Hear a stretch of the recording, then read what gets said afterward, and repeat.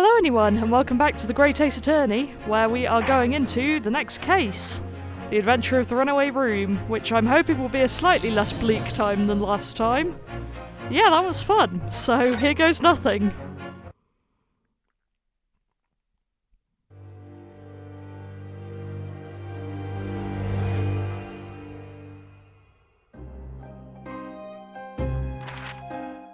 Glancing over my records of the late last century, I am faced by the events of a certain bitter winter. A murder in a carriage as it sped through dense London fog in the dead of night. Though the victim and the perpetrator were the only ones inside, there were multiple witnesses to the crime itself. However, none could have imagined at the time that such a seemingly obvious case as this would end in such a horrendous manner. Well, that's not promising. My friend, Mr. Herlock Sholmes, once said of the incident, "I believe that perhaps that case was indeed the prelude. The beginning of a long concerto that impressive Japanese student and I were to play together."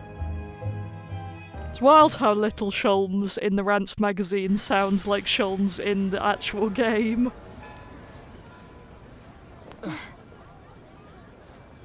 Amazing. Is this really just a railway station? Railway station or not, I've never seen such an enormous building before.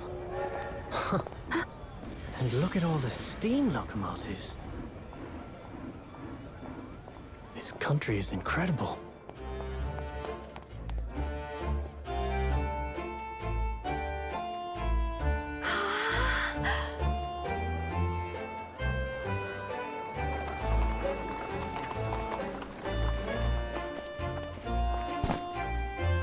I feel like I'm dreaming. So this is the capital of Great Britain. So, where to? Oh, hello. Climb aboard. I'll take you wherever you want to go. In that case, the Supreme Court in Whitehall, if you wouldn't mind. My pleasure. I suppose you're visiting students from abroad, eh? Yes. Thought so. Well then, I hope you enjoy your stay. And welcome to the centre of the world, Great Britain's mighty capital, London. Oh, the egotism. Good old historical Great Britain. Well, good old Great Britain in general, to be honest. This is certainly a thing. Why does it look like we're inside Big Ben? Apparently it's the Lord Chief Justice's office, wherever that is.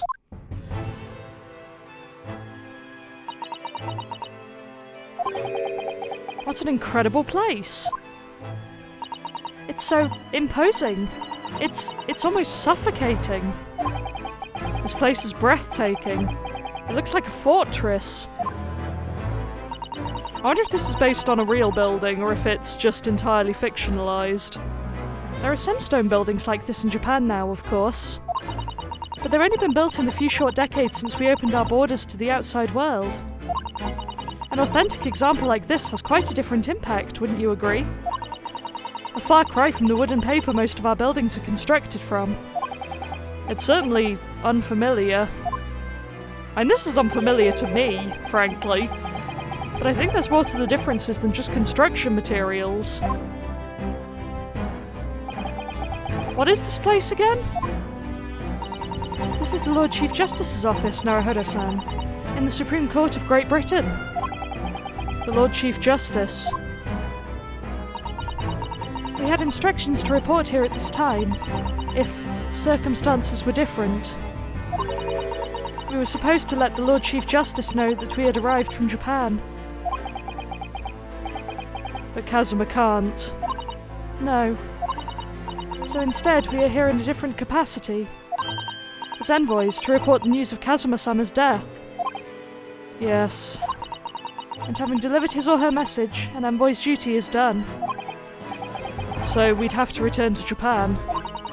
If we want to remain here in Great Britain, I have to take Kazuma's place as the law student selected for the study tour. Yes, which means you need the requisite qualifications as a lawyer, which is what I've been studying for. Here in Great Britain, it is the Lord Chief Justice who appoints lawyers. So that's the second reason why we're here, to have you officially recognised as a lawyer. It's the only way that we'll be able to remain here in London. I hope they don't give me a quiz on this, because I'm useless. I hope I'm up to scratch. Ah, good morning. Sorry for keeping you. Oh, hello there. Oh. I trust you aren't too exhausted after your long voyage from Japan. Huh. It seems I'm 1 hour, 12 minutes and 47 seconds late. My apologies. Oh, no, don't mention it. We're never happier than when we're standing around with nothing much to do. How fortunate. So, introductions. I'm Mael Strongheart, the Lord Chief Justice of the British Empire. Wow, Strongheart is quite the name. Ugh, and I feel like a little mouse under an elephant's foot. Very good to see that lawyers are still wearing cravat and assorted other frilly neckwear, though. Wouldn't be Ace Attorney without at least one of them. Come on, Mr. Naruhodo, don't be a mouse. Oh, it's an honour to meet you, Lord Chief Justice Strongheart. Something about him freaks me out. I don't like his eyes. I'm Rinosuke Naruhodo from the Empire of Japan. Well, Mr. Naruhodo, welcome to London, the capital of our glorious British Empire. Yes, thank you.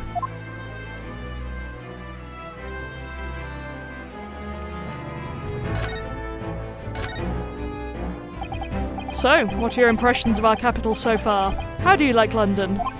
Oh, help. I've been so nervous ever since I got here that I don't remember a single thing about the city. It's simply splendid, isn't it, Mr. Naruhodo? Oh? We had a wonderful view of some of London's streets from the carriage on the way here from the station. Everything is so impressive and grand. I must say I'm almost lost for words. I'm glad to hear you like it. The city boasts tramways, piped water and gas, even cables supplying electricity. We spearhead every revolutionary new technique in the world. Every visitor to London is astounded. Oh yes, astounded is the word. Thanks for saving me there, Susato-san. And everyone seems so jolly and full of vigour. Oh, that's clearly not London then. Yes, there's much excitement about the upcoming Great Exhibition we will be hosting here in London. Great Exhibition? Cultural and technological achievements from around the globe are to be exhibited here in our great city. It will be the greatest spectacle of its kind in history, and will make Paris's World Fair look like a toy shop. Gosh, I can hardly imagine how magnificent it's going to be. Great Britain's capital city is nothing but magnificent. London is the centre of the modern world. Oh, help me. Even if you do say so yourself, yeah, that's very much the feeling. The sun will never set on our great empire. Debatable. Perhaps it is fate that in these progressive times we welcome visitors from the land of the rising sun. Again, that's a historical thing that, based on what I've read, don't really want to touch at all, so yeah. Law students, let's go with it. Also, this guy's giving me kind of Damon Gaunt vibes, and I really don't trust that in the slightest. Lord Chief Justice, I think you were expecting a student of law for the study tour, weren't you? Absolutely. A Mr. Kazuma Asogi, if my memory serves. That's right. The British government has already been telegraphed a full report on the situation. I understand the young man lost his life aboard the steamship bound for our shores. That's amazing. The news reached him before we even arrived. My country naturally extends its deepest condolences to yours. Oh, thank you. And you honoured this appointment specifically to inform me of the news? Yes. We are here in the capacity of envoys from Japan to report the sad news in person.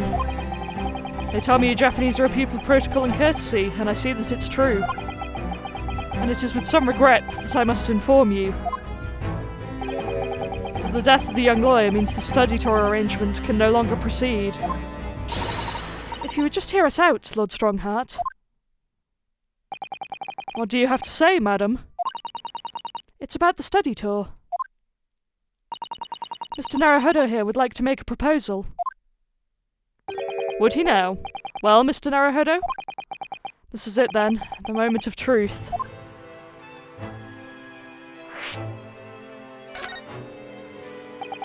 The thing is, Lord Justice, Lord Strongheart, I was wondering if perhaps you would consider allowing the study tour to go ahead. Don't misunderstand me, Britain would ideally like to see the tour go ahead. But without a lawyer from your country, there's nothing to be done. Well, in that case, what if there was someone else? Another lawyer from Japan, I mean. Is there something I don't know? Only a single lawyer was invited to Great Britain from your country. And that was Mr. Isogi. At least, that is what I've been led to understand. Well, the thing is, this really isn't going well at all. I just can't seem to find the right words to say to this man. Mr. Naruhodo, I could ruin things here if I'm not careful. What am I going to say? If there is someone else here from Japan who could be described as a lawyer, it's... Ooh. Both of these are pretty tempting. I kind of want to say it's her, but I think for purposes of plot I have to say it's me. It's me. I can do it. Is that so? I mean, I don't actually have any qualifications as such, but... No qualifications, you say? And yet you still claim to be a lawyer? Again, defended myself in a court of law. I think that counts for something. I have acted as a lawyer in court before, thank you. Only once, as it happens. And I had Kazuma to help me, and I was the accused, but glossing over the details. I've been spending every spare moment on the journey here to Great Britain studying. I've learnt all about British law and court proceedings while I was on board the SS Buria. The voyage from Japan is some 50 days, I believe. Not what you might call a full education. To become a qualified lawyer here in Britain, not only do you need a university degree in law, you must also complete several years of training. I realise it's far too short a period of time, but I can't just go back to Japan. Kazuma, Mr. Isogi's journey had only just begun. Coming here on this study tour was all he thought about. I have to carry on and do everything he planned to do. I know it must sound like I have an overly inflated opinion of myself, but I would do anything to prove that I have what it takes. Any test you care to set me. Just one chance, that's all I'm asking for. Please. 31 seconds. Sorry? Your opening statement there, Mr. Naruhodo. It was 31 seconds long. Not too brief, not too protracted. A perfectly judged appeal, I would say. Which is a skill that would stand you in good stead as a lawyer. Oh, thanks. So, you're willing to put those words to trial, are you? Well, I'm all for entertainment. Huh? But let me ask you one thing first, sir. Yes? You say you intend to do everything Mr. Isogi planned to do. Are you firmly set on that path? Well, yes, that's my intention. I see. Am I imagining things? Or did his expression just alter a fraction there all of a sudden? Yeah, honestly, I do not trust this guy. Very well. You have your wish. I'll give you a chance. A test to become a specially certified lawyer. Whether you pass or fail is entirely down to you. Really?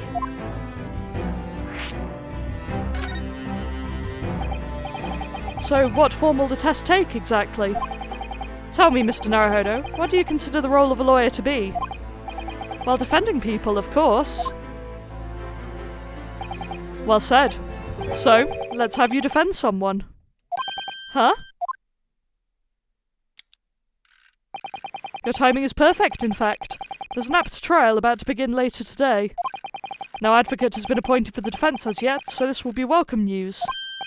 Today? Straight away? If you manage to secure a verdict of not guilty, you'll have passed my test. What could be simpler? Ugh, how do I get myself into these situations? Well, could I ask, what sort of trial is it, Lord Strongheart? Yes, good question. Ah, I remember. It's a murder trial. Of course it is, it's Ace Attorney. A murder? An extremely simple case, I understand. You really can't lose. That's easy to say. But I should mention, just in case. If the defendant is found guilty, he will of course be sentenced to capital punishment. Yeah, that's what I was afraid of. Capital punishment? He'll be put to death. I think this is the first game, except maybe versus Leighton really, technically, but doesn't really count, that's been explicit about capital punishment, which is deeply alarming. Here in Great Britain, murderers are sent to the gallows without exception. Presumably you read that much in your short sea-based introduction to British law. We can't possibly agree to such a test. We would be toying with a man's life. I am the Lord Chief Justice, and I've decided it's acceptable. But you can't do that, can you? There's no need to overcomplicate this. All you have to do is ensure that you don't lose. So the defendant may live or die depending on how well I perform in court. If I lose, he'll be hanged. It's very dark that they're being so explicit about it. Again, Ace Attorney doesn't normally do that. It's not a change I'm against, but it is what I'm wondering about. Mr. Naruhodo, you've come to me claiming to be a lawyer. If you want me to take you seriously, you need to prove you're willing to do a lawyer's job. And you say you intend to see through the will of your compatriot, Mr. Isogi. I would like to understand just how far you're willing to go in order to make that happen. He's testing my resolve. What's the matter? You've fallen silent. I'm sorry, but time is pressing. The trial begins shortly. I need an answer from you now. What's it to be? What do I say? Do I agree to this absurd test? Yes, we do. Alright then, if I have to give you a decision now, my answer is... I can't do it, I can't get the words out. 15 seconds. Your decision-making needs work if you want to be a lawyer. That was too slow.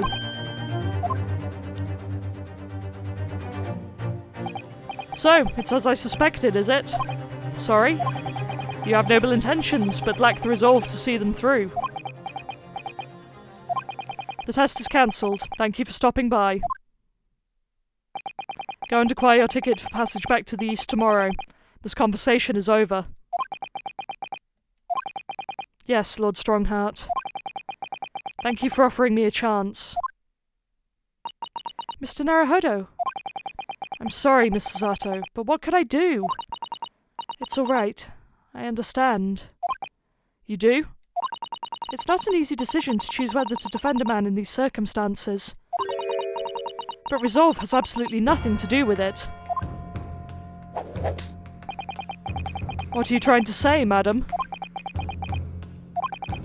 I think what Miss Sato means is that no matter how badly I'd like to be recognised as a lawyer and stay here in Great Britain, to risk another man's life by treating his one and only chance at a trial so trivially would be utterly unforgivable, and I feel the exact same way. I'm sure the defendant won't see this trial as a test, as some kind of experiment. A lawyer may fight for his clients in court day after day, but for each one of those clients, that particular day they stand in the dock may be the only chance they have to fight to prove their innocence. No, I was wrong. I'm not qualified to do that job yet. I'm sorry for wasting your precious time, Lord Chief Justice. Wait, Mr. Naruhodo. Oh, was there something else? It's approximately 20 minutes by carriage to the Old Bailey from here. If you leave immediately, you should still be there in time. But I just said that. I was quite serious in what I told you. The defendant in this case has literally no one to advocate for him. What? At this point, he can't hope to find someone to represent him. The trial will begin without a defence. And if that happens, there's only one possible outcome. He will receive the most severe sentence the judge can pass down. But that's awful. But that is the truth. Why does it have to be like this? Please don't expect an answer to every question. The cold, hard truth of the matter is that there is only one person now with a chance to save this man from a very miserable end. And that is you. I'm really his only hope. So, what do you say now, madam? Me? What do you mean, Lord Strongheart? You said it wasn't an easy decision to choose whether to defend a man in these circumstances, and I agree. But in my estimation, it is purely and simply a matter of resolve. Oh. Our time is up here. I have a meeting to attend. I must leave in 2 minutes and 16 seconds. So, venture into our great city and enjoy yourselves.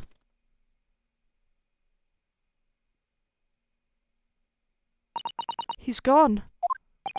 The Old Bailey.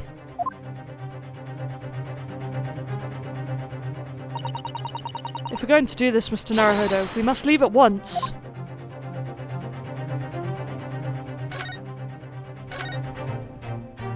Mr. Zato, can I just ask you something? Careful. From this position, I can perform a Suzato takedown in an instant. I know. Mr. Naruhodo, you heard Lord Strongheart. The trial starts imminently. If I need to throw you, I will. You know, you could just say, I think we should hurry to the courtroom. If you need to ask me anything, it had better wait until we're at the Old Bailey. Here we go, then. This is much more what I'd expect from an Ace Attorney tutorial, to be honest. Being thrown into a case like this.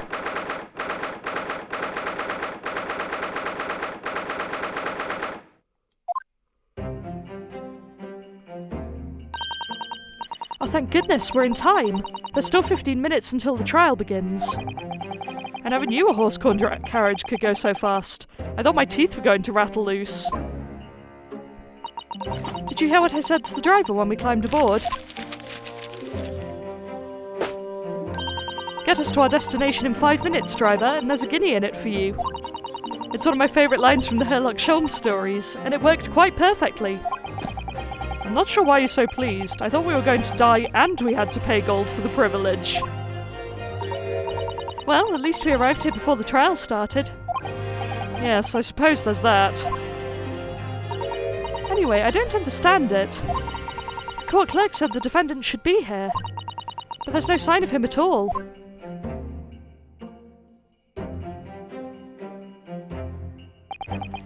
So this is the Old Bailey. Even this room for defendants to wait in is grand. Are you alright, Mr. Naruhodo? I'm feeling tense, that's all. This place gives me the same sense of foreboding that I remember from the Supreme Court in Japan. An oppressive air, almost as if the building itself is going to crush whoever is about to be sentenced. It feels like only yesterday that I was the one about to be crushed. Yes, whoever the man you're to defend is, I imagine he's feeling very alone at this moment. Top of the morning to you, madam, sir.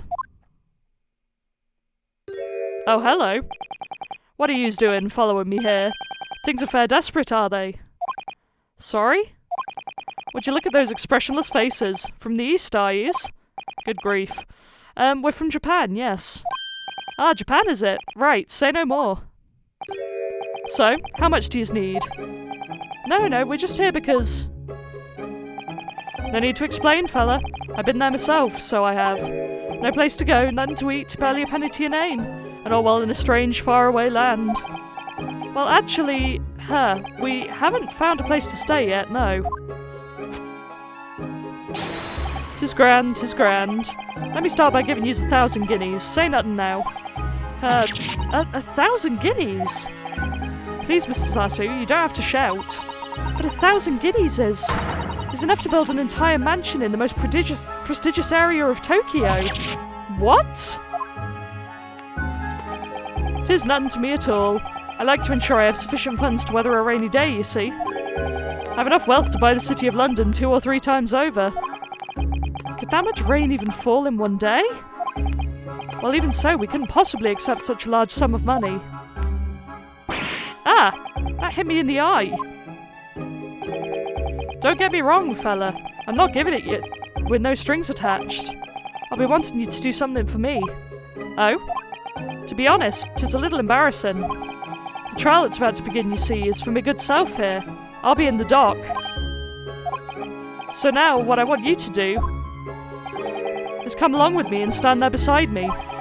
Officially, you'd be my lawyer, but that's just a little detail now. Oh, well, the thing is, don't worry about a thing. All you have to do is stand up there next to me. Nothing more. Otherwise, you see, the trial is going to start without me having any kind of representation at all. So it was true. The Lord Chief Justice wasn't just making it all up. I'm terribly sorry to have to ask, but does that mean you're the defendant in this trial? Bluster and blazes, do yous not know who I am? Me, one of London's biggest names. No, sorry, we've only just arrived in the city, you see. I see. I suppose it isn't altogether impossible. Well, just next to Hyde Park, there in the centre of London, is another beautiful park. Sorry, a park? What? It is called McGilded Park, full of blossoming flowers in the spring and singing birds and whatnot. I donated it to the city, so I did. An entire park in central London.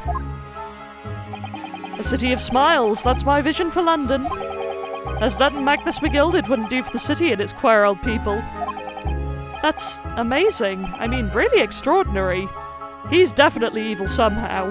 I mean, he may not have done the murder, but I'm getting weird vibes from this guy. Ah, but now they have the gall to say I'm a good-for-nothing criminal. Me, Magnus McGilded! What is the matter with the London police, I ask you? Alright, don't pass out.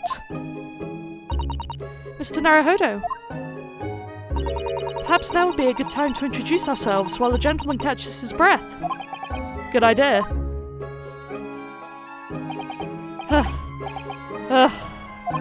Mr. McGilded, the thing is, we're actually here in London to study British law. We're law students on a study tour from Japan, you see. So, if you don't have a lawyer for the trial yet, and you'd be happy to put yourself in our hands, we'll do our best. What was I after saying, you daft Egypt? I've given you 1,000 guineas to stand up there next to me, haven't I?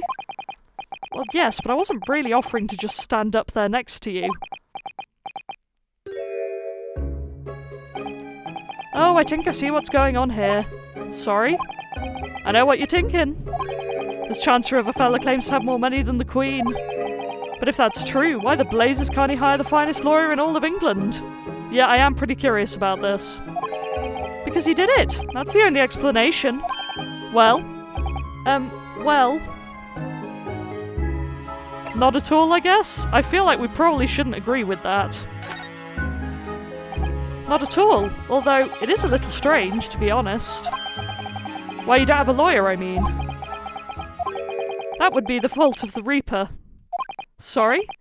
Did he just say Reaper? Aye, the Grim Reaper at the Bailey, Lord Baruch von Zeeks.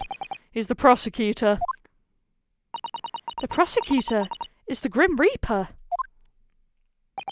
When Van Zeek stands for the prosecution, They call the accused his sacrificial lambs. And to this day, in every single trial in which he's been the prosecutor, the accused has been damned. What? So it's reached the desperate situation. Well, there's no one willing to stand in defence against the fella at all. You could say he's a living legend of the Old Bailey. Goodness. Lord Barrack Van Zeeks. He must be an exceptionally talented prosecutor then. And from what I've heard, he's basically just an asshole, so, you know, fun. Talented isn't the word you're looking for, madam. It's cursed. Cursed? What on earth? The defendant is summoned, and his counsel. Please make your way into the courtroom. The trial is about to begin. His counsel. That would be me. Oh, it is time. Well then, fella, don't let me down. But I don't know anything about the case. You haven't told me what happened. Until you showed your face here. I'd made up my mind, so I had. Sorry? I decided I'd have to defend myself in there. How would that have worked? But then you made an appearance. A student of law, wouldn't you know? 'Tis no accident, I can assure you of that. 'Tis fate. So don't get cold feet now, please.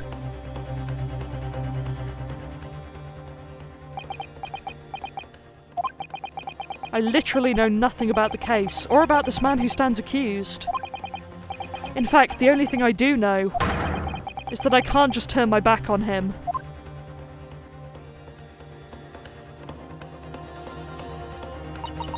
Mr. Naruhodo, the man has no one. I'll have to stand alone in that courtroom, armed with nothing to defend himself. Yes, something that Kazuma would never have allowed to happen.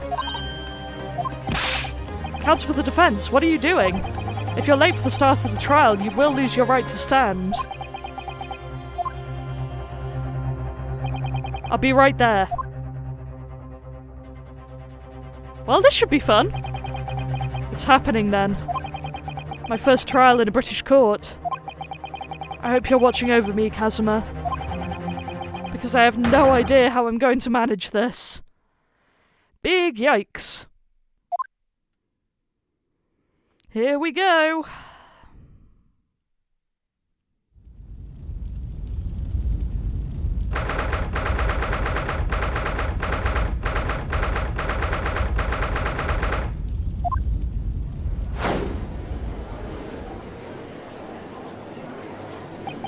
Oh, he has the sword. And I bet that must be Kazuma's armband as well, because we didn't exactly have time to get one made. That's depressing. But anyway, so this is the highest court in Great Britain, the Old Bailey. The centuries of history in this place is palpable, isn't it? It's so different to the Supreme Court in Japan. It feels both imposing and serene at the same time. The atmosphere almost makes words redundant. I like the stained glass. Whatever the country, determining a person's guilt or innocence is always a solemn affair. May I say something, Mr. Naruhodo? Oh, yes, what? Your eyes look ready to pop out of your head again. I know, but I just can't help it.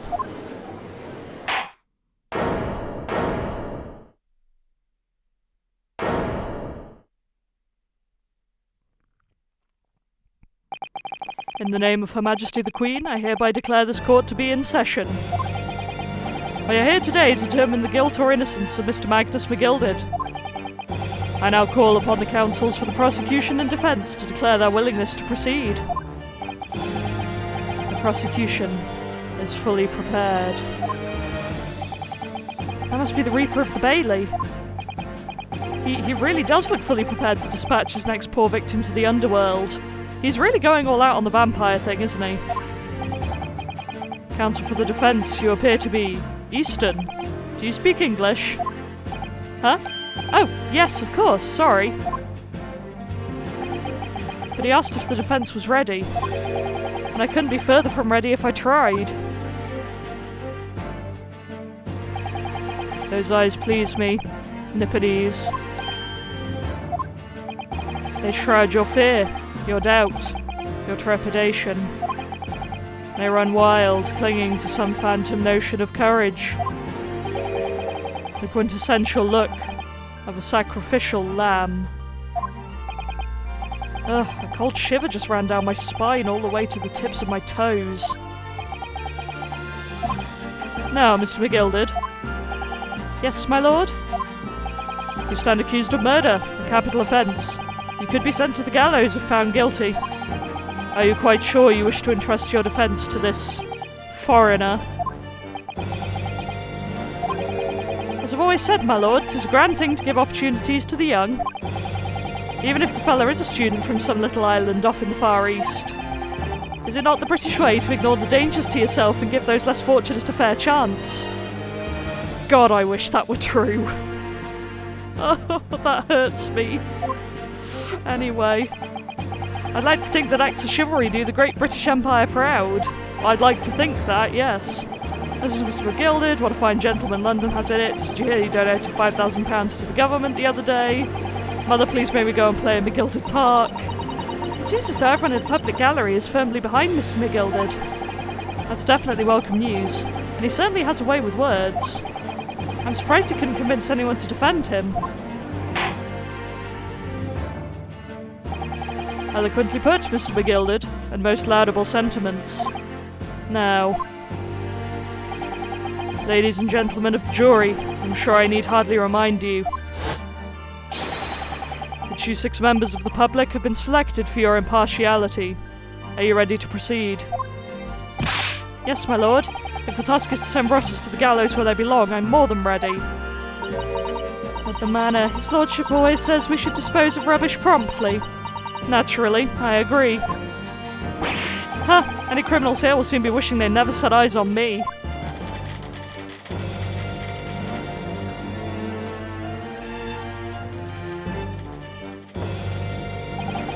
I feel a chill. Oh, don't mind me, my dears. I'll just be getting on with my knitting. Must finish these mitts for my grandson. Mr. Naruhodo, those people are... The jury, yes. That's something we don't have in Japan yet. And according to the Ace Attorney timeline, you won't have it till like the 2020s, I think. Oh, I forget what Ace Attorney Apollo Justice is set, but... Yeah, okay. I must be later than that, actually, because didn't DL6 only happen in 2016? I lose track. But anyway, that's right, I've only ever read about it. But here in Great Britain, the court's final verdict depends on the opinions of these 6 jurors. The judge passes sentence according to the law, but the juries determine guilt based on common sense. So the defendant is ultimately judged from 2 completely different points of view. But how exactly do the juries give their verdict? That I don't know, but... I'm sure it will become clear as the trial progresses. Yes. Prosecutor Van Zeeks. My lord. It's been a number of years since we've seen you here in the courtroom. I thought you'd renounced your fame. I'm known as the Reaper of the Bailey, my lord. Infamy rather than fame, I would say. But yes, 5 years have passed since I last spread my wings in this capacity. What was he doing for the last 5 years, then? Turning into a vampire? I don't know. So, what brings you back? Is there some change of circumstance of which the court should be aware?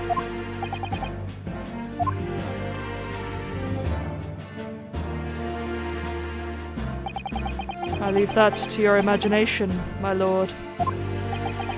So the Reaper has been out of action for 5 years. Why did he have to choose today of all days to make a comeback? Don't lose heart, Mr. Naruhodo.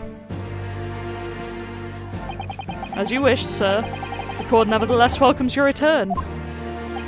Now then, opening statements, I think. A summary of the case, if you please. Certainly, my lord. As your lordship is aware, this is a case of overwhelming simplicity. You must be the only ones in here who aren't aware. The incident took place in the late evening, 3 days past. The hour was some minutes after 10. The victim was a maker of building bricks, known in the community as Thrice-Fired Mason. Sorry? thrice. He was a very accomplished craftsman. The bricks he fired were said to be almost indestructible. The victim's corpse was discovered in an omnibus in service on the streets of London at the time. A dagger that had been thrust into the victim's abdomen is believed to be the ultimate cause of death. Here is the autopsy report from the investigating medical officer at Scotland Yard. Thank you, Counsel. I shall accept that and the photograph as evidence. Yeah, I really ought to have a look at the court record. And one further item of evidence. The prosecution wishes to submit these as well. And these are? Good lord. Is that blood, Counsel? Yes, my lord. Seized by a policeman who arrived at the scene. These gore-soaked gloves were taken from the hands of the accused when he was arrested. What? Mr. McGilded's gloves had blood on them.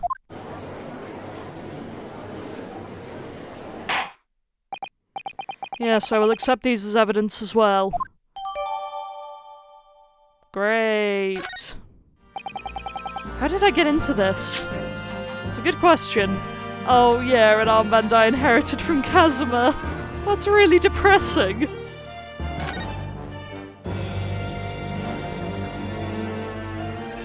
Oh. The lawyer's name is embroidered on the inside here, look. Casimir Asogi. This was his band, of course. He had his heart set on the study tour in Great Britain. I'm sure he would have found the truth he longed for here. But he lost his life before he even had the chance to see the place. I have such a strong sense of his hopes and dreams when I look at this armband, though. Oh, poor dude. I miss him.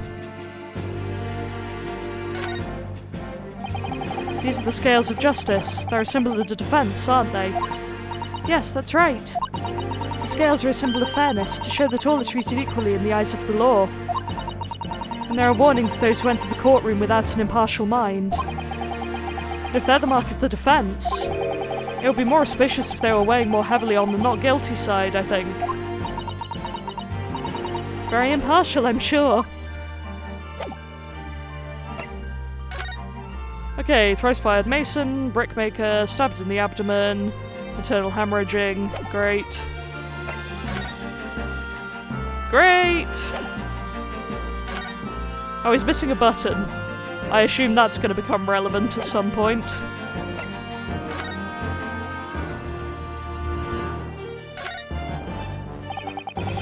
This is definitely blood, isn't it? Not the most pleasant sight to be confronted with on our first day in London. Well, nothing will come of grumbling now. No. By the way, is Mr. McGilded right-handed? Yes, I believe so. He was toying with a coin in his right hand a little earlier. Ah, pity. If only he'd been left-handed. I think blood on either glove would be fairly incriminating, really. Yeah, probably not great. I backed into a corner before I've even started. Continuing. It really doesn't look like he's looking at the scroll in that. It looks like he's staring off into the distance. And I kind of love the aesthetic, but again, he seems to be a terrible person, so yeah. Kind of hard to love the prosecution in this game. According to the driver of the omnibus, there were only 2 passengers travelling inside his vehicle at the time. Only 2? Obviously, one of those passengers was the deceased brickmaker, Mr. Mason. The other was the accused, Magnus McGilded. Oh, I love that pose. He's terrifying and is wonderful. Well, rather damning circumstances to say the least. Defendant, what say you? Well, of course, I have no recollection of such a thing. Mr. McGilded? To be sure, I rode the omnibus that evening. But whenever I'm in a carriage, I'm taken with a fierce tiredness, and I always succumb to it. Are you claiming to have been asleep? It is the motion of the carriage, my lord. Lilting, so it is. And when I open my eyes again... was a desperate sight before me, the body of a man I'd never laid eyes on before in my life. Now I ask yous, what good-hearted soul wouldn't rush to help a fella bleeding from his stomach? I wasn't about to start worrying about my gloves now, was I? I reached out to give the man a hand. So the blood got onto the gloves then, after the man had been killed. Unfortunately, that statement of the driver's is only the beginning. What? That's not all of it. There were multiple witnesses to the precise moment at which the brickmaker was fatally stabbed.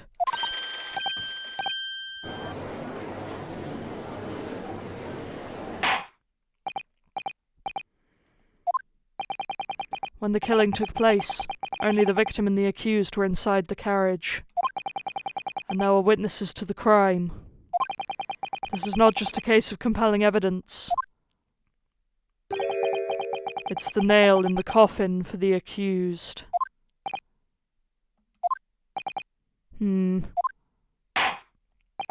Thank you, counsel. The circumstances of the crime have been made quite clear. I think we will hear testimony from these witnesses first of all. Your wish is my command. Bailiff, bring the witnesses in at once.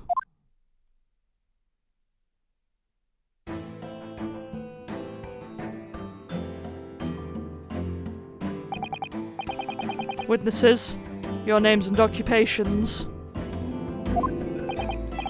My name is, well, everyone calls me Beppo. I drive an omnibus in the East End. Bruce Fairplay. I'm a banker in the city. My name's First. Lady First. I make hats for gents. Let's begin by confirming the facts. 3 days ago, at a short time after 10 o'clock in the evening, all of you present in the stand were in an omnibus and witness to the aforementioned incident. Is that correct? Yes, sir. Quite right. Yes, sir, that's right, sir. Very well then, let's proceed to your formal testimonies, please. Each of you will tell the court precisely what you saw.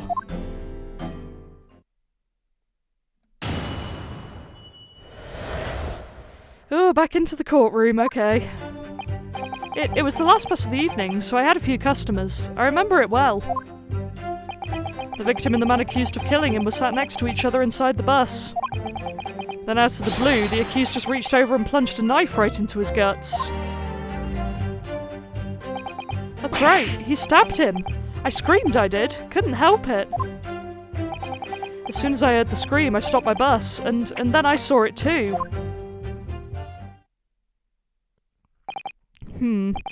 Unambiguous testimony, I must say. Exactly, my lord. These men witnessed the incident in the omnibus with their own eyes. I'd like to ask a question, if I may. Yes, counsel? Well, this testimony makes absolutely no sense to me whatsoever. Why not? Well, the incident took place inside a moving carriage, didn't it? As has been clearly stated from the outset, yes. Well, in that case, how could those two witnesses possibly have seen what happened? There's no way they could have seen the inside of the moving carriage.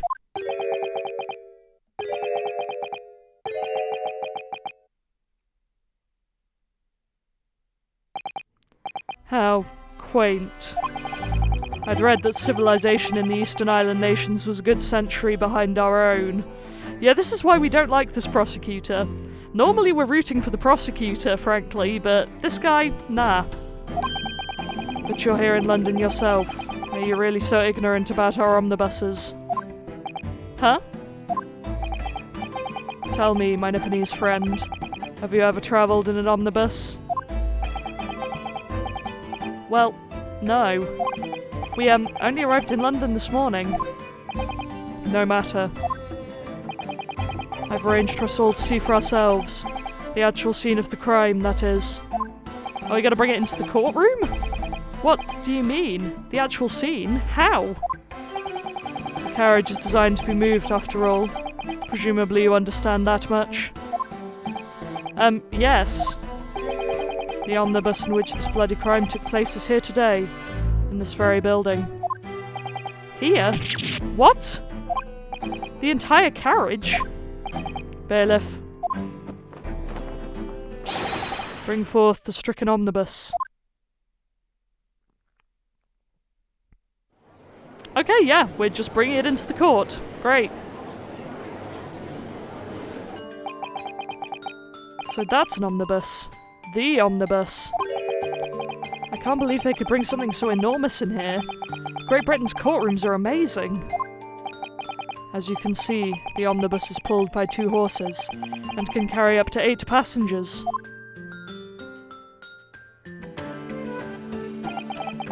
Four passengers seated inside in the enclosed cabin, and another 4 on the rooftop deck above.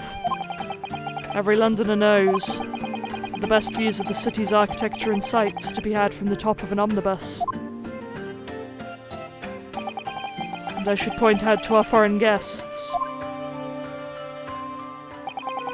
that there is a skylight in the roof, allowing a view of the interior from the seats above.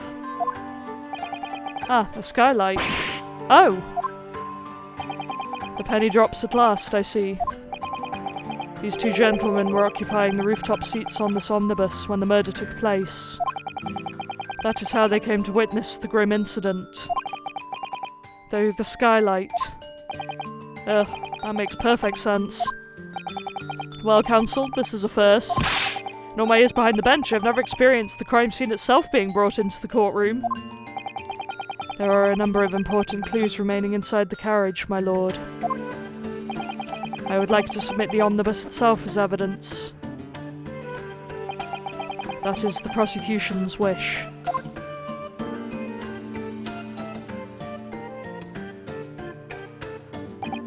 Very well, I see no reason why not. This omnibus is hereby formally accepted as evidence.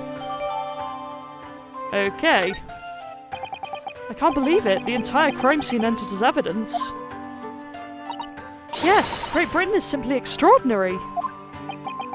I could help myself a lot by giving that omnibus a thorough examination, seeing as it's here. I was just thinking the same thing. What do we got?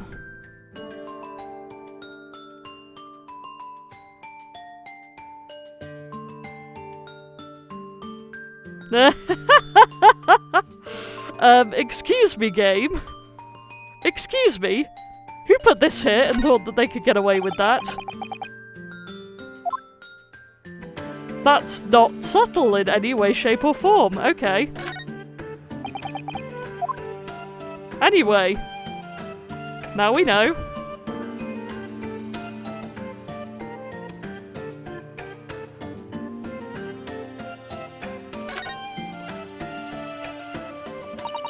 So this is the roof deck of the omnibus.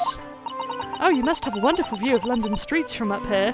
I love the idea that as this is happening in the game world, they're just like crawling all over the omnibus right now while everyone waits. So people sit all the way up here on bitter winter nights with the cold air rushing past them. And they have to pay money to do so. Phew, I can't imagine how cold it must feel. That just made me think of something horrible. Can you imagine being dragged around the city in the freezing cold as a punishment? Perhaps that is the real price you pay to stay out late.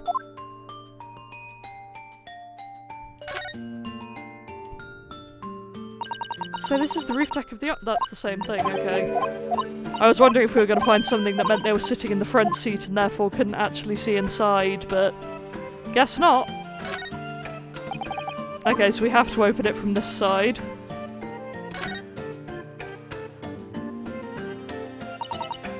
Well, let's open the door and go inside, shall we? Ugh, the scene of a murder. It's horrible.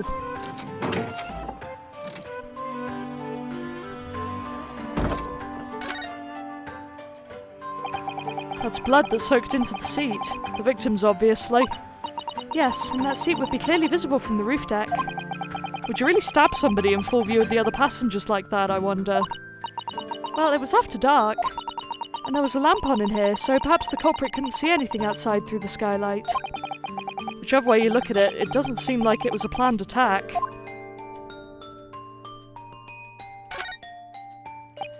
Ah, that's a poster for the Great Exhibition that's due to start 6 months from now. There's a lot of focus being drawn to the Crystal Tower, the centrepiece of the whole exposition. And this is where it links up to the case before, because someone mentioned going to blow up the Crystal Tower. Oh, the Crystal Tower! It's under construction already, I believe. People all over London must be fizzing with excitement at the prospect of such a grand event. Okay, now the foreshadowing for another case is over. It's quite a large skylight, isn't it? Yes, quite large enough to afford a good view into the cabin from the roof deck. And there doesn't appear to be a handle or catch of any description. So I suppose it can't be opened from inside the cabin at least.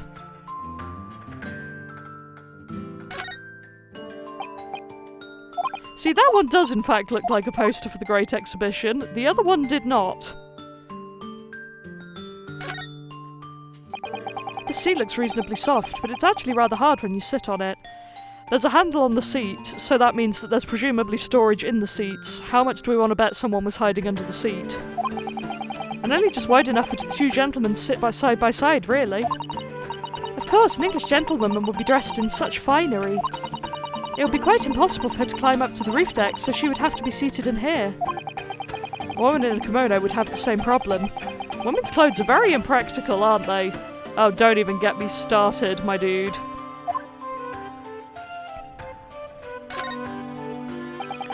The seat has a handle, it seems.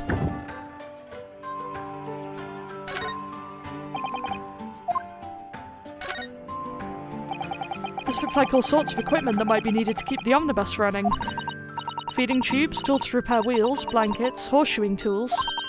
So it's a storage compartment for the coachman to keep his things, it seems. There doesn't seem to be any space for passengers to stow their luggage, that's for sure. Well, I don't imagine it would be very convenient for that purpose anyway. Okay, and the handle's only on the seat opposite. Good to know. Okay, I'm not seeing anything else immediately, so let's give that a break for now.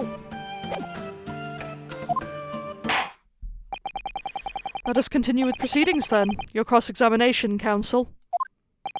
Humph. Pray don't expect the Snippanese stray to understand the intricacies of British courts' cross-examination rights. I haven't actually been able to figure out if Nipponese is an accepted term anymore, so yeah, hopefully since this was translated by a Japanese team, they didn't put anything too dodgy in here, but I'm kind of afraid, given this guy's reputation.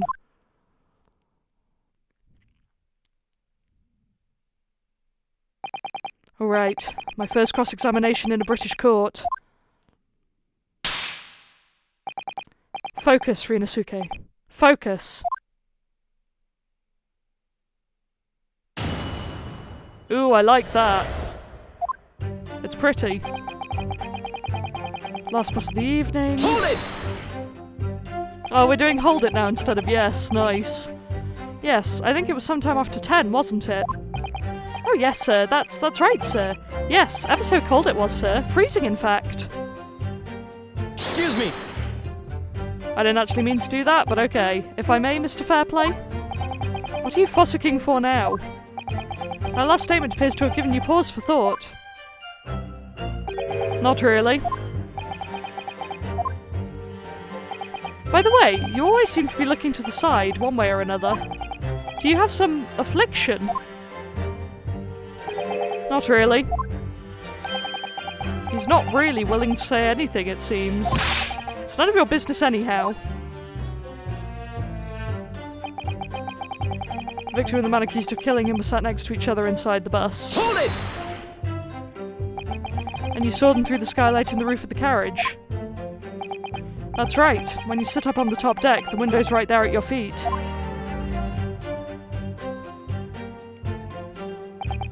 There was a lamp on inside, so I had a pretty good view.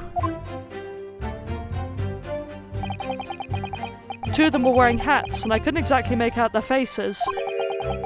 But there's not a shred of doubt in my mind that it was Mr. McGilded. It doesn't look like him. How can you be so sure? Well, how can I put it politely? McGilded is a gentleman of rather small stature. I couldn't have mistaken him for anyone else. Let's not forget that when the vehicle came to a halt, the only people inside the enclosed cabin with the deceased Mr. Mason and Mr. McGilded. There is no room for doubt here. Ugh, I really wish there was. Then out of the blue, the accused just reached over and plunged a knife right into his guts. Hold it! You actually saw the exact moment it happened. Didn't I already testify to that? Are our fair dinkum, hard-working city bankers not considered trustworthy these days? I mean, frankly, no. But... Oh, no, I didn't mean that. This is no good. I've really got his back up. Perhaps you could just tell us what you saw in a little more detail, if that's... My lord. Huh? Juror number 3? What's the meaning of this? My mind is made up, my lord. Completely and utterly made up. Made up about what? I don't like the stinking rich. Never have. They're always up to something or other that they shouldn't be. Every one of them. And that little leprechaun of a man is no exception. Well, he can't fool me.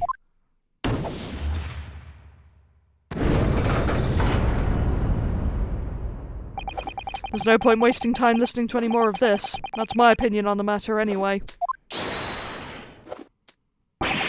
This is precisely what I was about to say.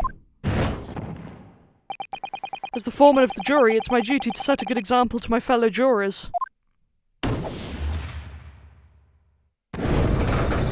Well, that's not good. What the? What is happening here? Let me see. Ah yes, it seems that's how the members of the jury give their verdicts. With fire? Apparently, yes. White for innocent and black for guilty. As 6 members of the jury make up their minds about the case. One by one, they each cast a ball of fire into the great scales of justice, as we saw a moment ago. So if those enormous scales fall completely to the black side, does that mean... Let's do our very best to make sure that doesn't happen. Ugh, now I'm even more worried than I was before. Very well, the court acknowledges the change in the jury's stance. Counsel for the defence, please continue with your cross-examination. This is a nightmare. That's right, he stabbed him. I screamed I did, couldn't help it. Hold it! He stabbed him, you say, and you were sitting up on the roof deck, were you? Yes, that's right, sir. I was up on the roof seats. I remember seeing the little gent sitting next to the fellow that was stabbed.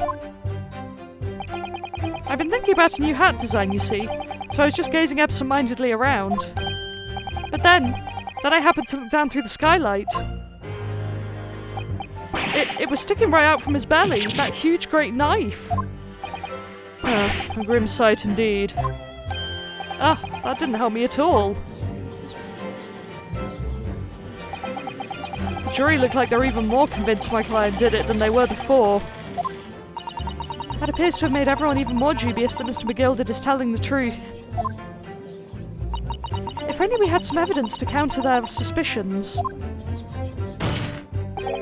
Mr. First? Oh, yes, sir? Is this the knife you saw? Oh, good grief. Yes, that's it. The very one, sir. Is that... Yes, counsel. This is the blade that was driven into the victim's belly like a stake through the heart. They're really going all out on the vampire for him, aren't they? That is a blade of considerable size, counsel. It is. And furthermore, the scabbard is emblazoned prominently with a certain initial. The letter M, which seems oddly familiar. Ugh.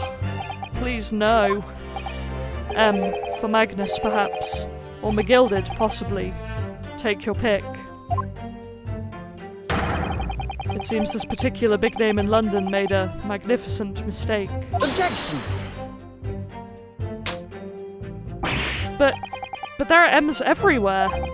Like, yes, like in Mason. Objection! This blade is far too extravagant for a poor brickmaker to have owned. No, this weapon of murder almost certainly belongs to the accused. Ugh. Not conclusive, but certainly compelling, counsel. Okay, let's take a look. My lord, if you'll forgive the interruption. Juror number 2, go on. Mr. McGilded is a pillar of society and a gentleman gentleman's word should be sacrosanct. However, those of us in service know we must accept hard truths. Wait, what are you about to do? Dispose of the rubbish. Well, this is going great. No! I don't wish to cause offence, but I do like to eradicate all traces of filth and grime.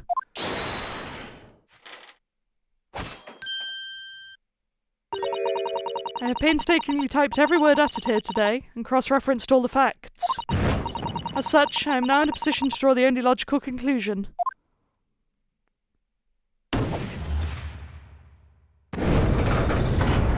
Oh, good! Not again. That's 4 out of 6 jury members who proposed a guilty verdict. There are only 2 left. We've had it. Every time I press these witnesses for more information, I just make the situation worse. Nevertheless, what we need more than anything at the moment is more information. We're still very much in the dark. I suppose I'll just have to keep pressing the witnesses, knowing that more sparks may well fly. We mustn't give up hope that we'll uncover something that will give us a way to fight back. But... alright, I'll keep trying. I can't give up. I wonder how this works with the jury then, because if it's already a majority, does it just mean that the jury can't be unanimous and then the judge gets to choose? It's a bit unclear. Right.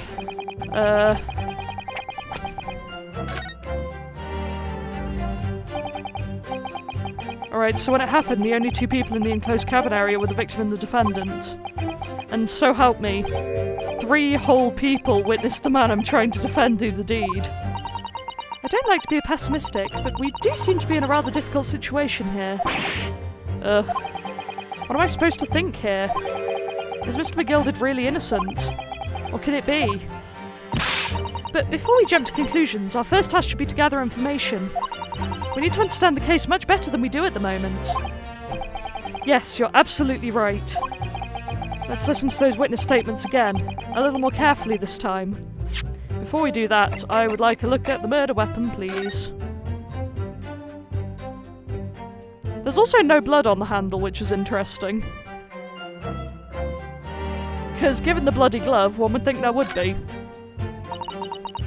That part is the sheath, isn't it? Are you alright, Mr. Naruhodo? Oh, sorry, yes, I just don't really like blades. Oh. Those don't seem like the words of a man with a large katana slung from his waist. Yeah. That's not a blade, that's Kazuma's soul. Anyway, there's no sense in delaying it. Let's see what the blade looks like. Oh, there's the blood. Is this going to turn out to be a W? My bet is it's a W. An ornate letter M, undeniably Mr. Magnus McGilded's initial. And it's beautifully gilded too. It must be very valuable, I should think. Ah! What is it? Look at this M. If you turn it upside down, it becomes a W. This could change everything. A W? Yes, this is one of those, turnabout cases, I'm sure of it. I'm afraid I don't know at all. But what I am sure of is that this is an M. Oh. Well, that idea was quickly quashed. I'll be very disappointed if it's not a W now. Ugh, that looks a lot like blood. It surely is blood. The victim's. Oh, an Englishman's blood looks a lot like a Japanese man's blood. I don't know what you expected, but okay. Did you think it wouldn't? Yeah, exactly. Sorry, it's just that we've only just arrived here in Great Britain. I'm finding it a little hard to adjust. Yes, I do understand. Anything else to examine? I think that's it for now.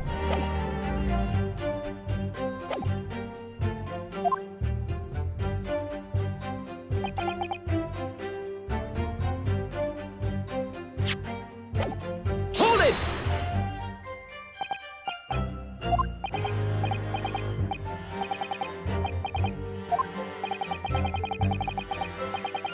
Okay, this is the bit I missed by accidentally skipping witnesses. And you had 4 passengers on board at the time, is that correct? Yes, that's right, sir. Not all travelling in the same parts of the bus, though. No. And there were no other passengers when the incident took place? No one alighted, for example? You're quite right with that, sir. No other passengers like that. No, none. So nobody fled the scene of the crime, then? I have to say, the boss insists on it running, he does. Every evening, that last bus of the day. But I do wonder sometimes if it's altogether worthwhile. Yes, sorry to say. What do you mean by that? Well, what with it being so cold and everything, and only making 20 pence on the run, you see. Yes, I spend that much at the pub on the way home, just trying to warm up again. Yeah, that's fair.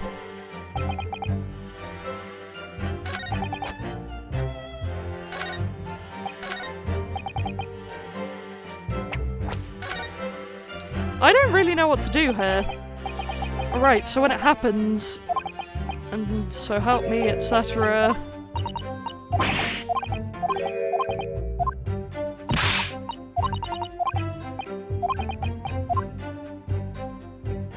Huh.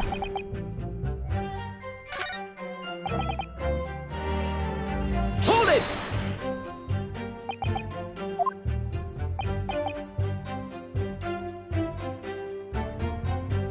Excuse me!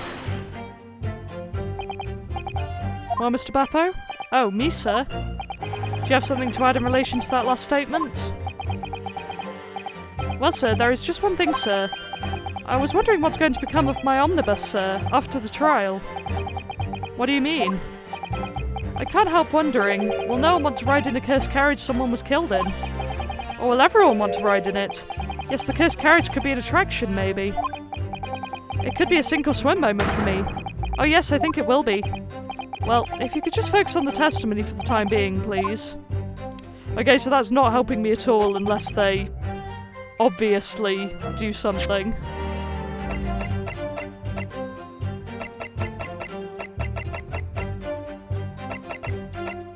I just don't know what to do here. I really have no idea. Hold it!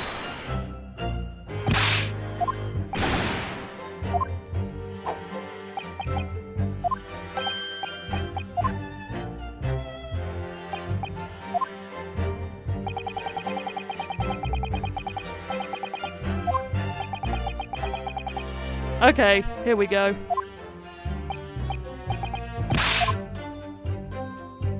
Oh, that just takes us back to the testimony. Great. Hold it! I know I've already pressed all of these, but I genuinely don't know where to go.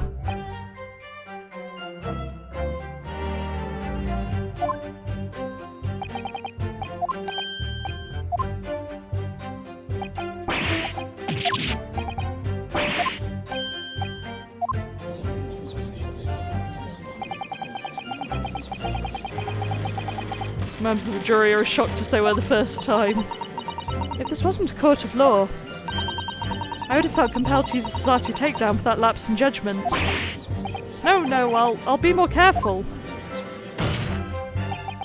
As we have heard, the witness had an unfettered view of events unfolding. Would you not concur, coachman? Your dithering suggests that you would. Oh, yes, sir.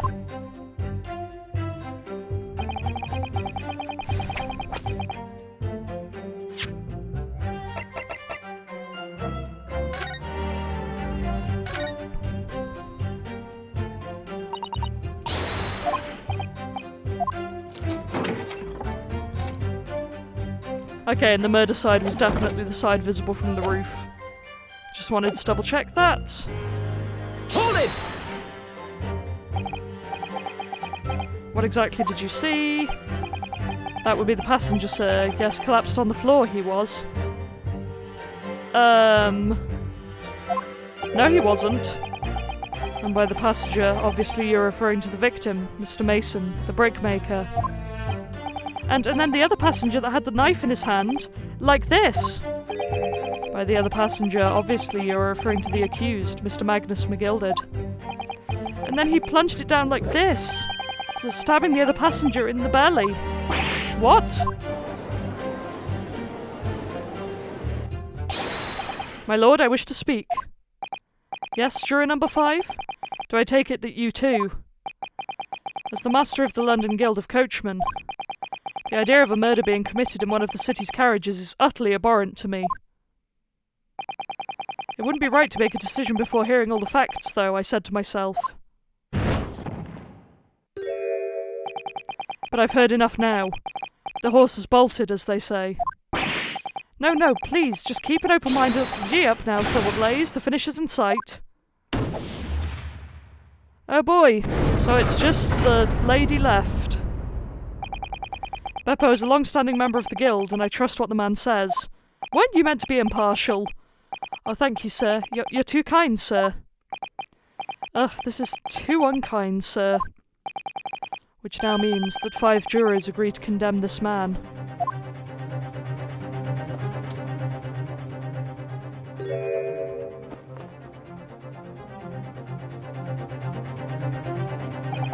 Madam Juror number 6. Yes, dear? What can I do for you?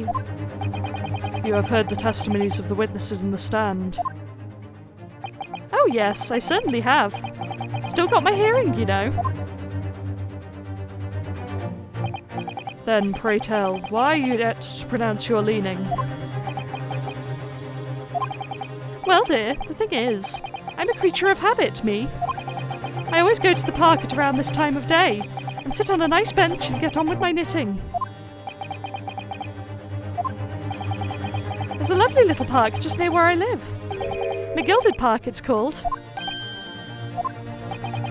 The gentleman donated it to the city, you know, to put a smile on Londoners' faces, he said. I can't imagine such a fine young gentleman would have it in him to take another man's life. He is always doing wonderful things for the city. That's right, a man like that wouldn't stab someone, surely. Mother, may we go to the McGilded Public Library later and borrow some more books? How many Londoners live with their heads in the clouds? Do you people not know? What kind of a man Magnus McGilded really is? What kind of a man is he? The philanthropist, Magnus McGilded, has enough wealth to purchase the entire city he claims to value so highly. But where did all that wealth come from? Your client is a Shylock, sir, and one with the very darkest of souls. What? Stone the crows? McGilded lends money at extortionate rates of interest, so his victims have no hope of repaying him. When they default, he takes possession of everything they own. He is a vulture that preys on the weak. I've never heard any mention of that before. Your faculties haven't deserted you, I'm sure, madam. So has this thought not crossed your mind? Would a man wealthy enough to buy London in its entirety not have a carriage of his own? Yeah, that was kind of bothering me. What possible reason could this man have had to make use of a public omnibus service?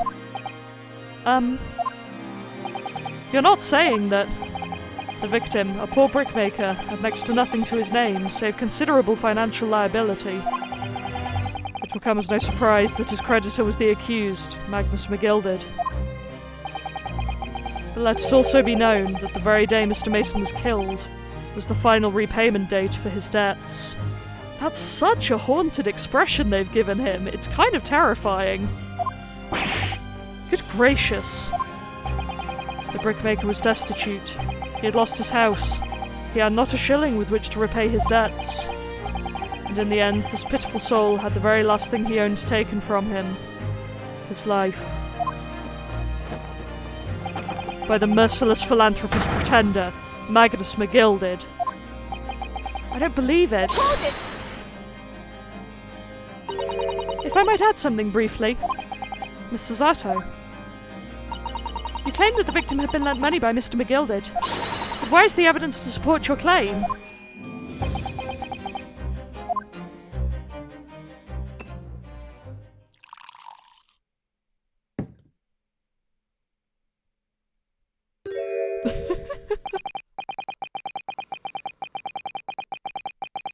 Oh no. Like he's awful, but he's so stylish. Aha, there it is. Lord Van Seek's hallowed chalice. How can this be considered acceptable? But I find myself in unexpectedly good humour. I mean, you could have fooled me. I had heard ladies from the Far East could show great courage, but I didn't expect to experience it myself. Ah! As judicial assistant to the defence, I'm simply doing my job. What a pity that your display of courage is in vain. This is the debtor's ledger, which details all monies loaned by the accused. You'll find the victim's name clearly recorded inside. Oh. Allow me to present this ledger as evidence. And pray forgive the discourtesy of raising my chalice in a toast to the enigmatic East at the same time. A marvellous toast, Counsel. I will gladly accept this new evidence. Okay. Ah yes, 20 guineas. The victim owed a considerable sum. And the accused made quite certain he had ample recompense. Well, it would seem I've had the wool pulled over my eyes. Regrettably, madam, that is the modus operandi of the accused. And it's such a pretty little park, too. What a scoundrel! Don't do it. Still. Maybe it's all for the best. Wait a minute. Let's think about this a little more before... I don't stand for nonsense. Welp! That's not good.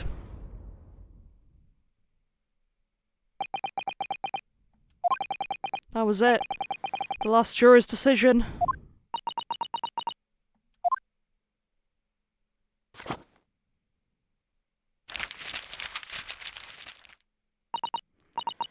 According to this Encyclopedia of British Law, when all members of the jury have concluded that the defendant is guilty, court proceedings are suspended, and the presiding judge will deliver the final verdict and sentence.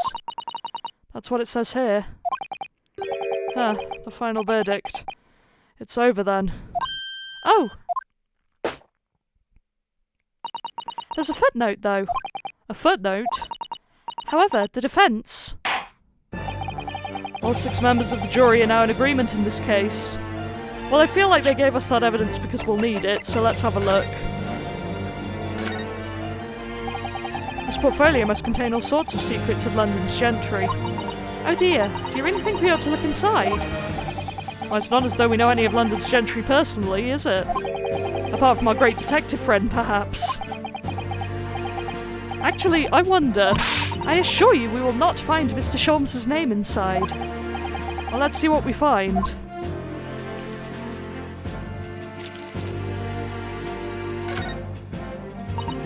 Gosh, it's crammed full of gentlemen's names, isn't it? Well, I suppose they're probably not all gentlemen at all, are they?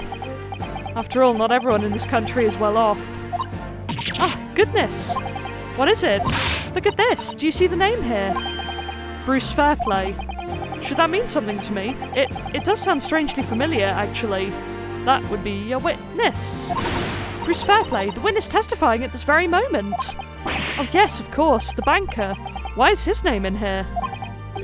Ah, he borrowed 20 guineas, did he? And look, the repayment date is fast approaching. It's possible that this is just a coincidence, of course, but this could be very useful information. Fabulous. Don't know why that'll help me if we're about to get him killed, but you know.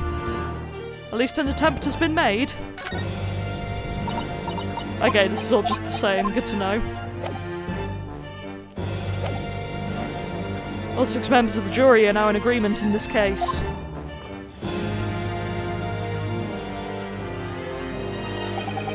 Allow me to convey my respect for your swift and righteous decision. According to the laws of this country, I will now conclude the trial by delivering my final verdict. I trust there are no objections.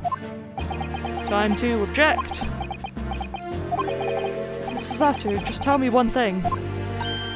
Oh, yes? You were in the middle of saying something before. The footnote in your Encyclopedia of British Law. However, the defence. What did it say next? Oh yes, of course. One moment. When all members of the jury have concluded that the defendant is guilty, Court proceedings are suspended, and the presiding judge will deliver the final verdict and sentence. And the footnote says, however, the defence has the right to demand a summation examination of the jurors at this point.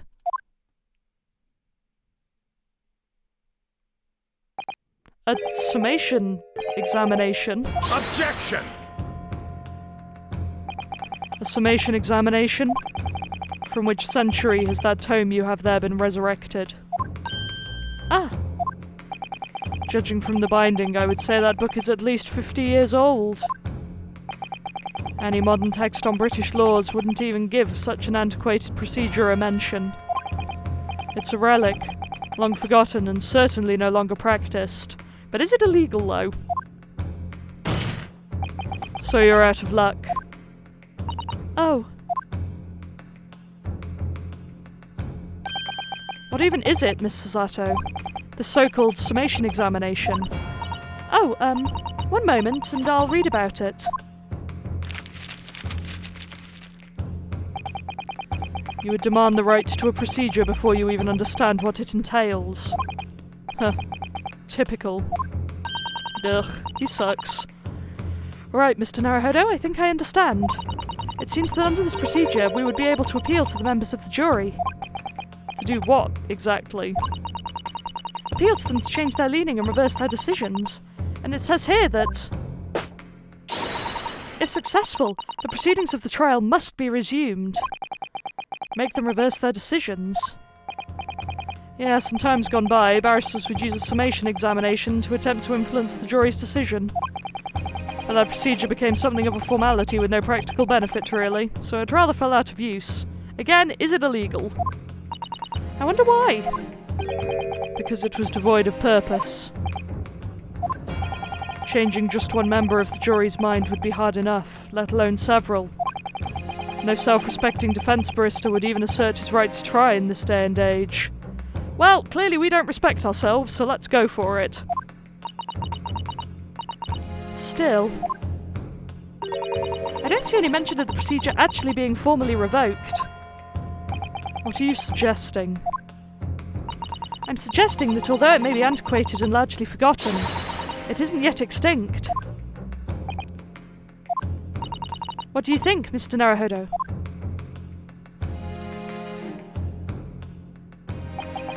The summation examination, our last possible option.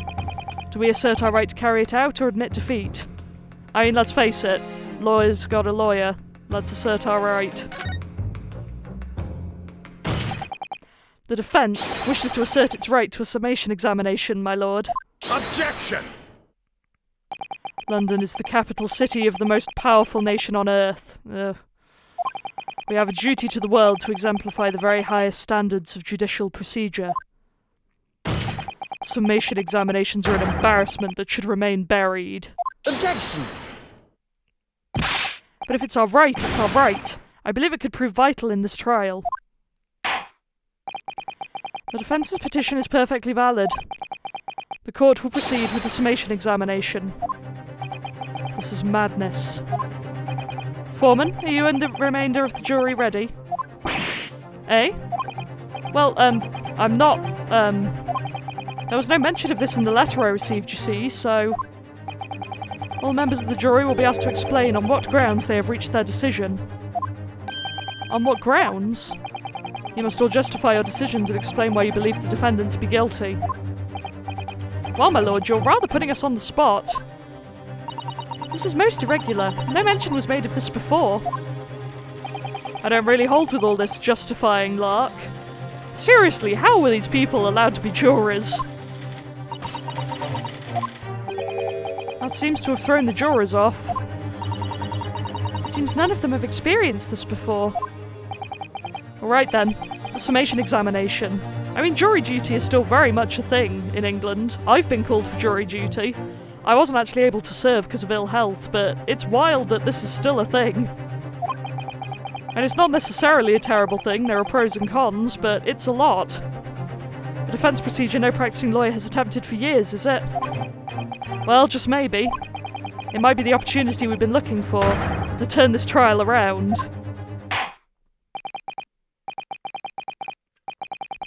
So be it then. Ladies and gentlemen of the jury, the court hereby calls upon you to state the grounds on which you find the defendant, Magnus McGilded, guilty of this most serious crime.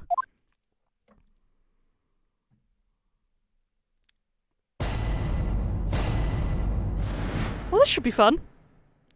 The juror's contentions. There was no one else inside the carriage at the time, so it has to have been him. I trust the driver. He has an excellent memory, it seems. 4 passengers with fares totalling 20 pence. He stuck the chap next to him just like this. Brazen, I must say. Absolutely brazen. I have simply typed and collated all the statements made thus far and drawn the logical conclusion. You can trust the guild. Fair fares is our motto. We haven't raised prices above 4p for years. There it is. 4 passengers totalling 20 pence. That doesn't add up. The scoundrel stabbing that poor man on the floor. It beggars belief. He also wasn't stabbed on the floor. I'm starting to wish I hadn't pushed for this now. Well, at least I know where to start with this, which I really didn't with the witnesses. Some of the jurors don't seem to have wonderfully formed arguments, though, do they? Well, let's see what we can do. We need to get these 6 people to change their minds. I'll have to throw everything I can at them, and use some very persuasive language. Just a moment, Mr. Naruhodo. According to my book, that's not quite how it works. Oh? I thought I was going to have to thaw their icy minds with some heartwarming rhetoric about the defendant. Unfortunately, once the jurors have decided the defendant is guilty, they're unlikely to heed anything the defence says. But then... they've reached their conclusions by their own reasoning, you see. Your pleas will sound like excuses. In fact, it could recoil on you. The more you try to persuade them, the more entrenched they may become. And what on earth am I supposed to do? Oh dear, I'm just citing what I've read about British law, Mr. Naruhodo. Right, I'm sorry. Do you have any idea how to make this work, then? Well, from what I can understand, the key to this procedure is using the juror's own words to make your arguments. What do you mean? Well, the 6 members of the jury are randomly selected members of the public. They may appear to present a united front, but the truth is, they are complete strangers who just happen to find themselves here in the courtroom together. And that's the way to break them down, you mean? Yes, exactly. We must listen very carefully to what each member of the jury says, and see if we can identify any contradictory statements. Well, I already have. If we can, we then contrast the statements and pit the corresponding jurors against each other. I see, so it's contradictions in what 2 or more jurors say that we're looking for. In a way, then, this is similar to a regular cross-examination. Oh, yes, I suppose you're right. I can't believe Ace Attorney expected me to do maths to come to this conclusion. That's just rude. Find contradictions in their statements and pit the jurors against one another to break them down. Alright, I might be able to pull this off. No, that's not right. I have to pull this off. Can we start proceedings, counsel? I would ask you to take the stand for this. I'm expecting a clear and concise rebuttal. Yes, my lord.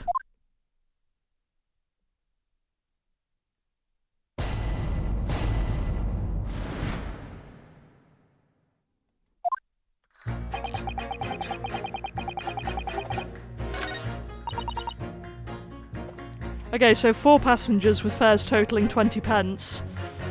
I'll go through the rest of the statements so you can see them, but there was no one else inside the carriage at the time, so it had to have been him.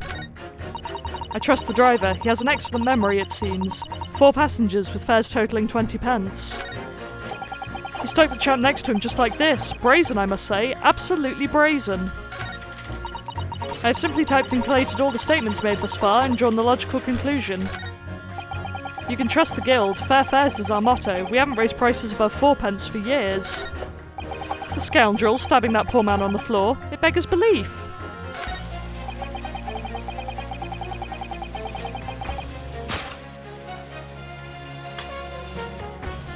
Objection! Those 2 statements clearly contradict each other. They do? Explain yourself, counsel. Me? Oh dear, what have I said? I swear on Silver Blaze's maiden name, I haven't the first idea what you're talking about. According to the group testimony we've heard so far, there were 4 passengers on the omnibus at the night in question. And according to the coachman, Mr. Beppo, he took 20 pence in fares. Quite right, I have those precise details typed neatly here in front of me. Juror number 5 also told us the following. The fare for the omnibus is always 4 pence. That it is, a fair and convenient single price, just the way London's carriages should be operated. But that doesn't add up at all. In fact, it leaves a glaring discrepancy in the facts. Why, man, why? 4 passengers paying 4 pence each. If you do the multiplication... it would be 16 pence. Exactly. As I said, it doesn't add up. The figures are different. Can't believe Ace Attorney made me do maths. By 4 pence, in fact. Or precisely 1 person's fare. 1 person's fare? Yes, in other words, on the omnibus that night. It's distinctly possible. There was another passenger we've heard nothing about. Good gracious! This can't be right. The coachmen of the Guild are good, honest men, one and all. Trustworthiness is our watchword. The figures your coachman claims most certainly do not add up. Your watchword, good sir, is a fallacy. I beg your pardon. Mr. Guildmaster, I think you ought to consider that if this trial were to end now, the news will surely spread all over London. The news that one of your coachmen tried to hide the fact that he lets nefarious characters ride his omnibus. Alright then, how do I make it so this miserable trial doesn't end, huh?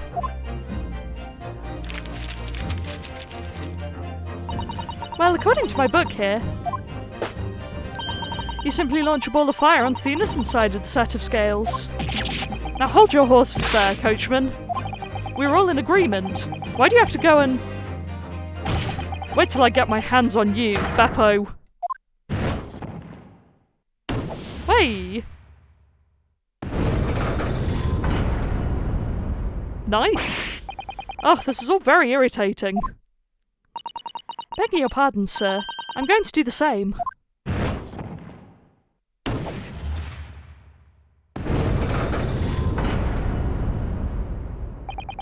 For the love of Mike, not you as well. A penny can be the difference between a smile and a tear, after all. I certainly can't put my trust in someone who doesn't follow my exacting standards in financial matters. Oh, really? I, for one, think it's only proper that we hear from the witnesses again. Oh, well done, Mr. Naruhodo. You did it! If we can manage to change 2 more jurors' minds, we can force the trial to continue. 2 more, actually. There is something else that's bothering me about a couple of their assertions. Then that's where you must strike next. So I need to pit 2 more jurors against each other and show there's another contradiction in their assertions. And I think I know who to pick on. Exactly, you can do it! Well, the scales of justice have shifted, but they still weigh heavy on the side of guilt. Counsel, you have the floor again. Continue with your summation examination. Okay, so my next point. Changing my name to innocent, I'd like to hear it from self. Beppo, this trial has to continue so I can get to the bottom of this corruption. Not guilty, I say. So there's this guy, he stuck the chap next to him just like this. Brazen, I must say, absolutely brazen. And then there's you, stabbing down, the scoundrel stabbing that poor man on the floor. It beggars belief. And I had an issue with this last time because Beppo said it was on the floor, but if we have a look at this photo, it was very clearly in the chair. So let's give this a go. Objection! Those 2 statements are completely contradictory. What? Explain, counsel, post haste. Oh dearie me, I was only knitting a jumper for my other half. What is all this claptrap? What does contradictory even mean, I ask you? We've heard from more than one witness that they allegedly saw the actual moment when the defendant stabbed the victim. Now, out of curiosity, juror number 3. What? Can't you see that I'm busy here?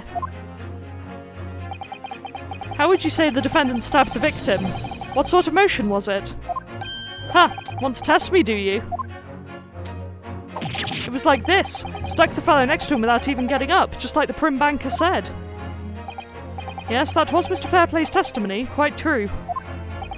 Now then, juror number 6. Oh, is that me, is it?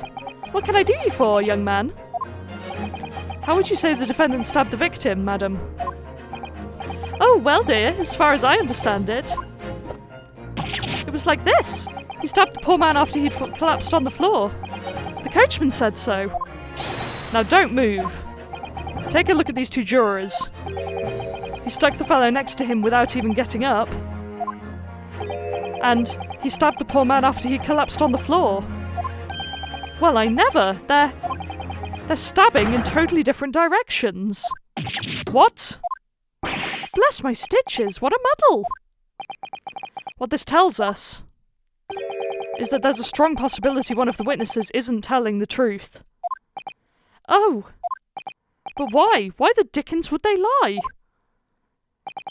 I don't know that yet, but what I do know is that if the trial ends at this point, we may never find out. We may never know the real truth. Ladies and gentlemen of the jury, can you really let that happen in all good conscience?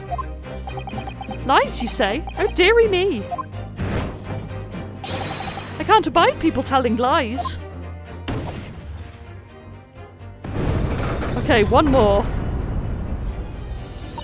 The scales! I don't believe it.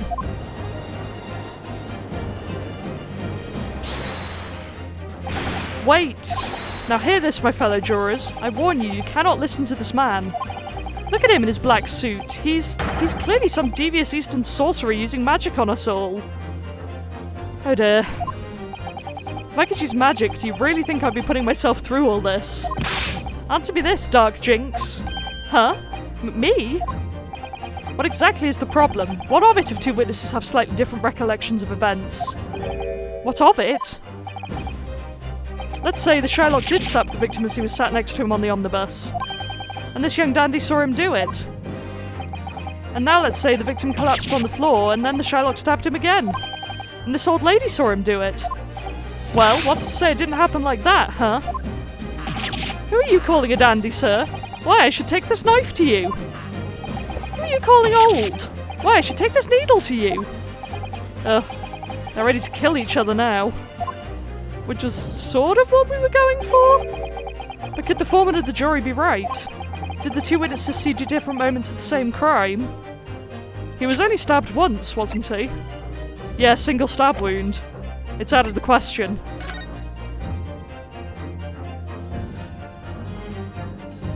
Unfortunate, Mr. Foreman. What is it, you dark jinx? Come on, out with it.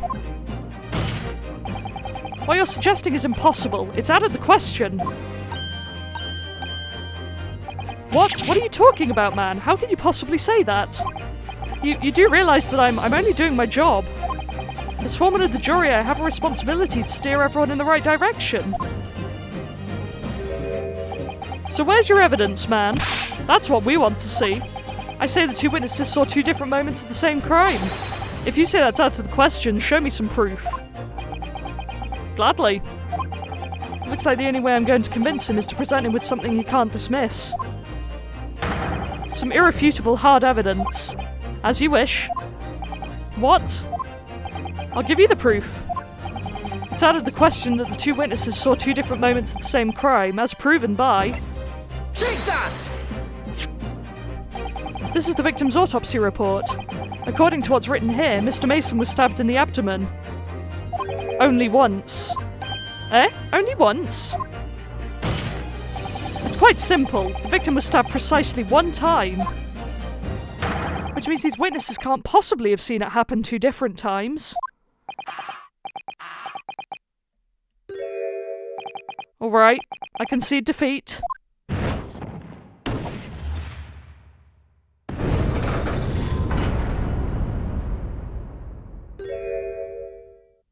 Wait, that means 4 jurors are now leaning to not guilty. We've done it, Mr. Naruhodo. We've won! What are you playing at, you dandy fool? Show your trap, sir. No one deceives me. But we had a consensus. I said, shut your trap. I know a liar when I see one. And if the chap ever dares to cross the threshold of my shop, I'll take this razor-sharp blade and shave every last hair off his head. That's a deeply uncomfortable animation. Please stop doing that, sir. Please tell me he's a barber. Well, in a quite remarkable turn of events, the defence's summation examination has flipped the balance of the scales of justice. The jurors now stand at 2 for guilty and 4 for not guilty. Accordingly, there is no longer a large enough majority among the jury for me to adjudicate, and the trial must continue.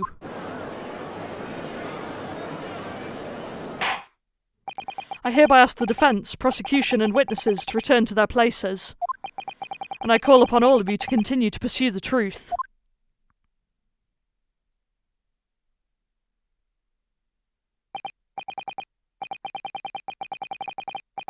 Okay, that was only 12 minutes, so I might actually stick that on the end of the previous episode. It'll make it a bit long, but I think it's worth doing. So ignore my intro and outro on that part, and I will actually see you next episode where we'll get back into the trial proper. Thank you for watching, and goodbye.